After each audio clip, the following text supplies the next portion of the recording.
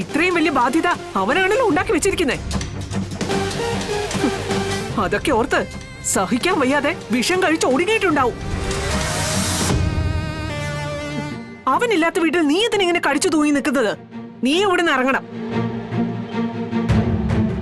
ഇപ്പൊ ഇറങ്ങണം. സത്യമേ, ഞാനതിന് മിണ്ടി പോകരുത്. ദേ, അവന് നീ ഒന്നും ഇനി എന്റെ കൺമുമ്പിൽ പോലും വന്നേക്കരുത്. ഇപ്പൊ ഇവിടെ നിന്ന് ഇറങ്ങ്. അവനില്ലാത്തടത്ത് നീ നിൽക്കേണ്ട കാര്യമില്ല. ഓ സത്യമേ, എന്തൊക്കെയാ നീ പറയുകയും പ്രവർത്തിക്കുകയും ചെയ്യുന്നത്? അവനില്ലാതെ ഇവിടെ എങ്ങോട്ട് പോനാ? എങ്ങോട്ടെങ്കിലും പോട്ടെ. എവിടെ പോയാലും എനിക്കൊന്നുമില്ല. സത്യമേ, ഞാൻ ഇനിയിപ്പോ എവിടെയെങ്കിലും പോയി ചത്താലും അത് ഇവളുടെ വിധിയാണെന്ന് ഞാൻ പറയൂ. സത്യമേ, ഞാൻ ഇത്രയൊക്കെ അനുഭവിച്ചിട്ട് നീ ഒന്നും പഠിക്കുന്നില്ലല്ലോ ഭാമേ. ഒരു തരിമ്പ് പോലും നിന്റെ അഹന്തയും അഹങ്കാരവും കുറയുന്നില്ലല്ലോ.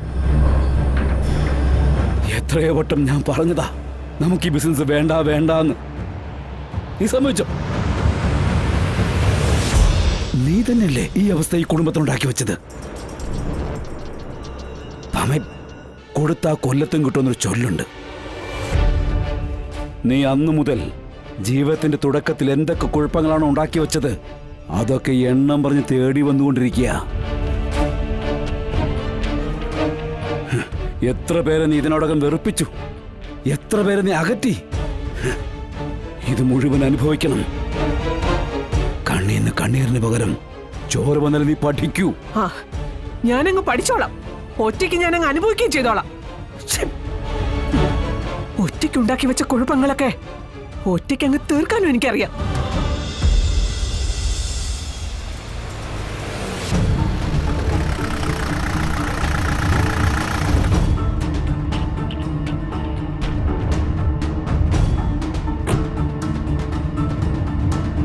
എന്നാലും ഇവളിനി ഇവിടെ വേണ്ട.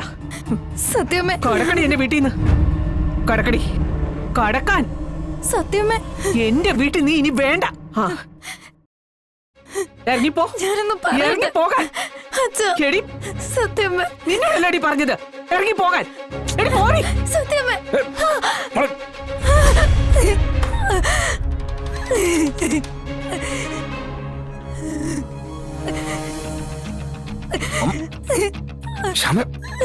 അമ്മ എന്താ ഇത്?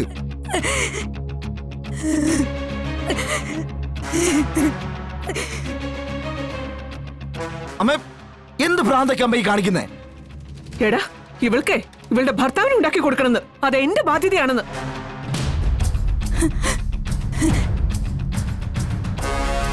ഇവളെന്നെ ഭീഷണിപ്പെടുത്തുക. ഇവളിവിടെ നിന്നാലല്ലേ ഇവളുടെ ഭർത്താവിനെ ഞാൻ ഉണ്ടാക്കി കൊടുക്കേണ്ടി വരൂ.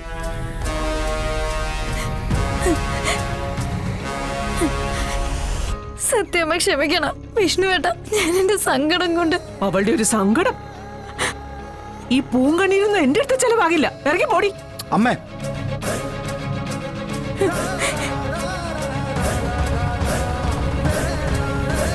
രോഹിത്തിനെ കൊണ്ടുവരണം.